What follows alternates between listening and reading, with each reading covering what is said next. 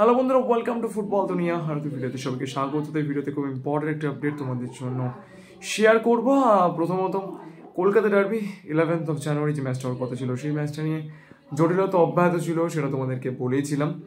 তো এই মুহূর্তে হয়তো পুরোপুরি অফিসিয়ালি কনফার্ম নয়, কিন্তু টেন্টেটিভলি যেটা জানা যাচ্ছে যে কলকাতা ডার্বি পোস্টপন্ড হয়ে যেতে চলেছে।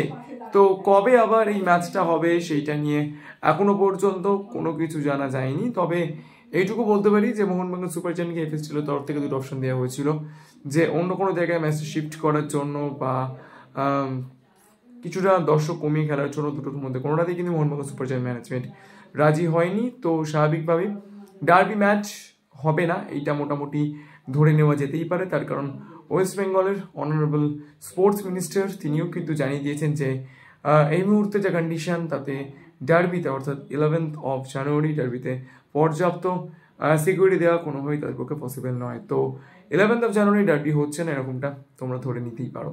তো ভিডিওটা এই পর্যন্তই ছিল। যদি ভিডিওটা ভালো লাগে লাইক করে দিও, মনে করো আমি চ্যানেল সাবস্ক্রাইব করতে ভুলো না, কারণ সব চ্যানেল তোমরা সাবস্ক্রাইব করলে আর ভালো কাজ করার মোটিভেশন পাওয়া যায়।